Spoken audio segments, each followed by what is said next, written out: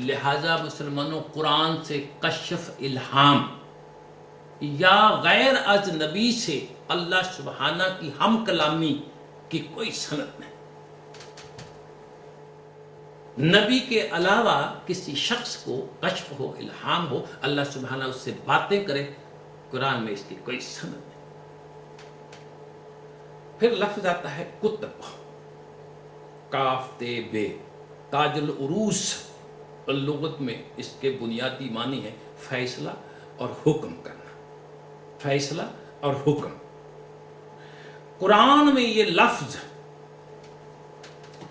کتب العلیم القصاص، کتب العلیم السیام، قرآن کریم میں یہ لفظ فرض یا ضروری قرار دینے کے معنی میں آیا ہے. جیسا کہ قصاص اور روزوں کے متعلق کہا گیا ہے کہ یہ تم پر فرض کر دیے گئے ہیں، یہ تم پہ ضروری ٹھہرا دیے گئے ہیں، تو کتب کا لفظ آیا ہے. چونکہ یہ احکام اکثر لکھے ہوتے تھے اس لیے کتب کے معنی لکھنے کے. ان تحریر شدہ احکام یا فیصلوں کے اوراق کی شیرازہ بندی سے جو مجموعہ مرتب ہوا اسے کتاب سے تعبیر کیا جاتا ہے. یہ اس کے لغوی معنی ہیں، لیکن قرآنی اصطلاح میں کتاب اس حکم یا احکام کے مجموعہ کو کہتے ہیں جو خدا کی طرف سے بذریعہ وحی ملے.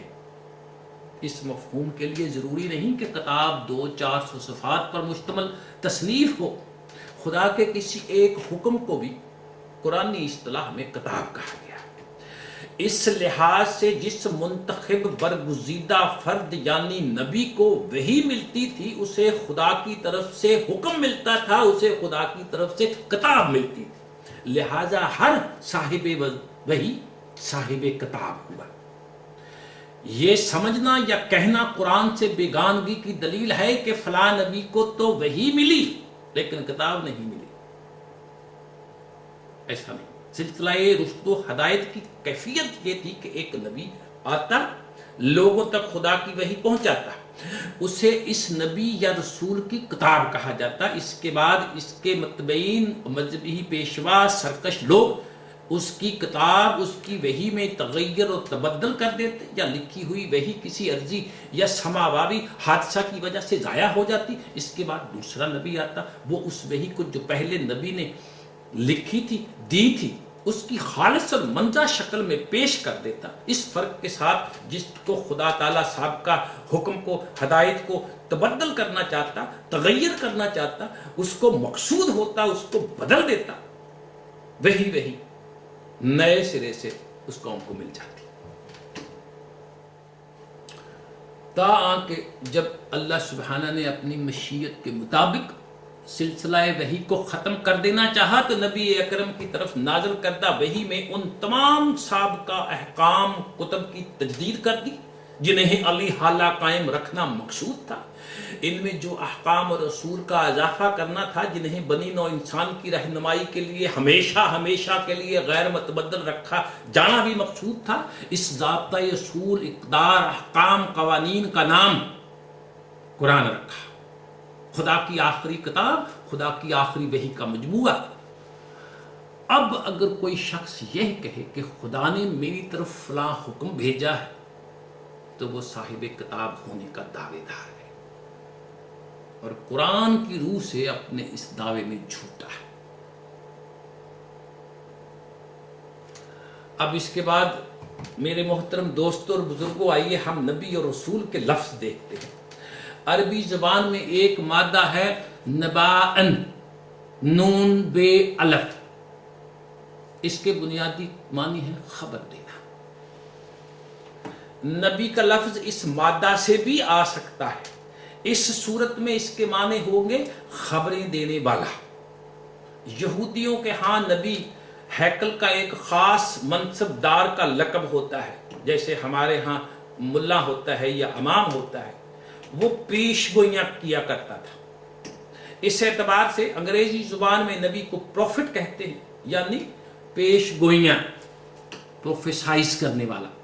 قرآن کریم میں یہ مادہ ان معنوں میں بھی ہے.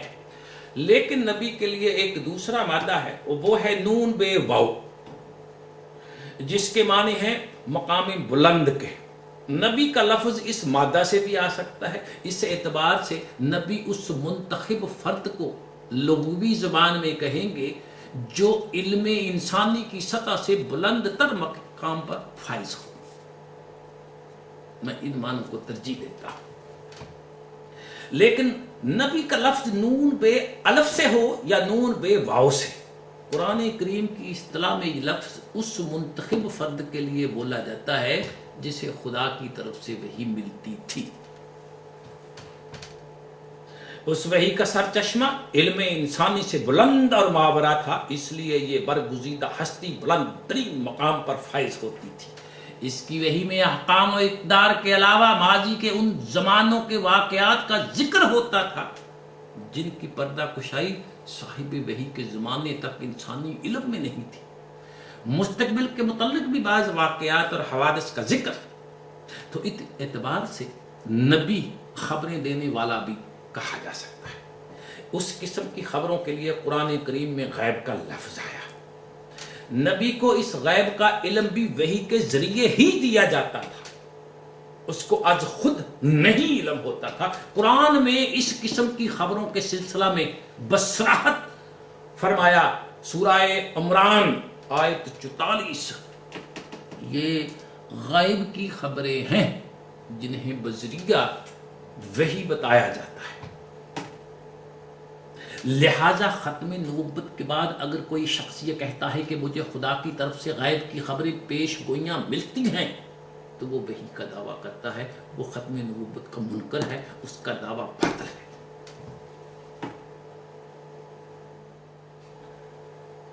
ہم عام لوگوں کی پیشین گوئیوں کی بات نہیں کرتے، ہم رمل فائل دیکھنے والوں کی بات نہیں کرتے.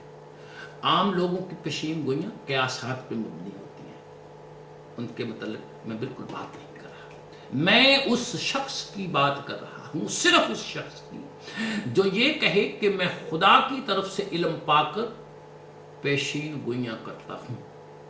ایسا شخص در حقیقت مدعی وحی ہے، مدعی نبوت ہے. از روح قرآن اس کا دعویٰ باطل ہے.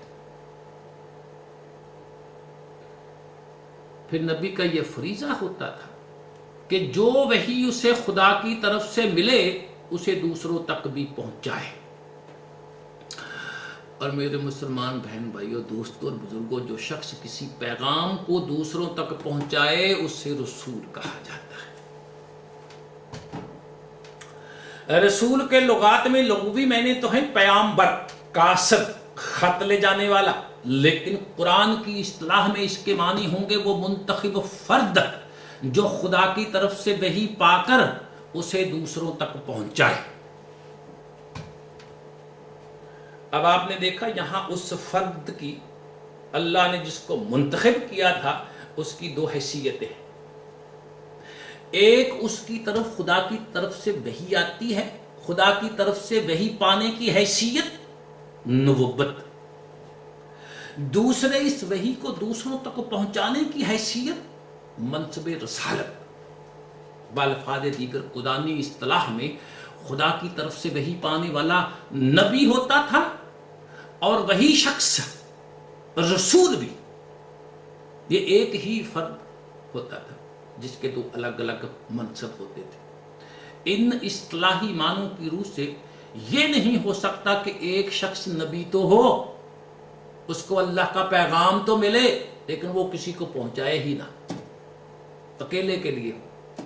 یہ کبھی نہیں ہوا. یہ نہیں ہوا. یہ ہوا ہے کہ ایک شخص نبی ہو، وہ پیغام دوسروں تک پہنچائے، اپنی قوم تک، اپنی امت تک پہنچائے، وہ ساتھ میں رسول بھی ہو. یہ نہیں ہو سکتا کہ وہ رسول تو ہو نبی نہ ہو، کہ پیغام پہنچا رہا ہے لیکن پیغام ملا ہی نہیں. اس کو پیغام ملے بھی، پیغام پہنچائے بھی. پیغام اللہ سبحانہ سے لینے کی صورت میں نبی، اللہ کا پیغام لوگوں تک پہنچانے کی جہت میں رسول. ہم نے یہ بھی بیان کیا ہے کہ وحی کو خدا کی کتاب بھی کہتے ہیں. اس اعتبار سے جو منتخب فرد صاحب وحی، صاحب کتاب ہوگا، وہ نبی بھی کہلائے گا اور رسول بھی کہلائے گا. وہ خدا سے کتاب پانے کی جہد سے نبی ہوگا، اس کتاب کو دوسروں تک پہنچانے کی جہد سے رسول ہوگا۔ لہٰذا قرآن کریم کی روح سے نبی اور رسول میں کوئی فرق نہیں ہوتا تھا۔ انبیاء رسول تھے، رسول انبیاء تھے۔ اور یہ وجہ بھی ہے کہ قرآن میں ایک ہی فرد کہیں نبی کہہ کر پکارا گیا، کہیں رسول کہہ کر پکارا گیا۔ خود نبی اکرم کو اللہ سبحانہ نے کہیں رسول کہا، محمد رسول اللہ والذی معہ، کہیں نبی کہا، اور کہیں رسول اور نبی دونوں۔ سورہ نساء میں پہلے کہا اے رسول ہم نے تیری طرف اس طرح وحی بھیجی جس طرح نوح کے بعد دیگر انبیاء کی طرف بھیجی، پھر حضرت نوح اور ان کے بعد آنے والوں کو انبیاء کہا، اس کے بعد ان آنے والوں کے نام تک گنوا دیے، ابراہیم، اسماعیل، اسحاق، یعقوب، اولاد یعقوب، عیسیٰ، ایوب، یونس، ہارون، سلیمان، داؤد۔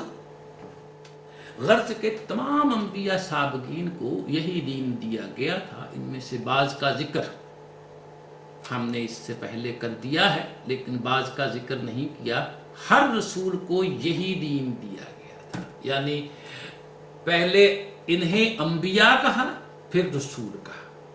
انہی کے متعلق پھر اللہ سبحانہ نے دوسری جگہ فرمایا انہیں خدا نے کتاب، حکومت اور نبوت دی۔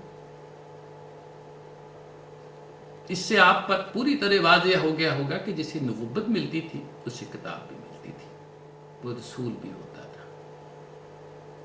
ایک ہی فرد خدا سے علم پانے کی جوت سے نبی کہلاتا ہے۔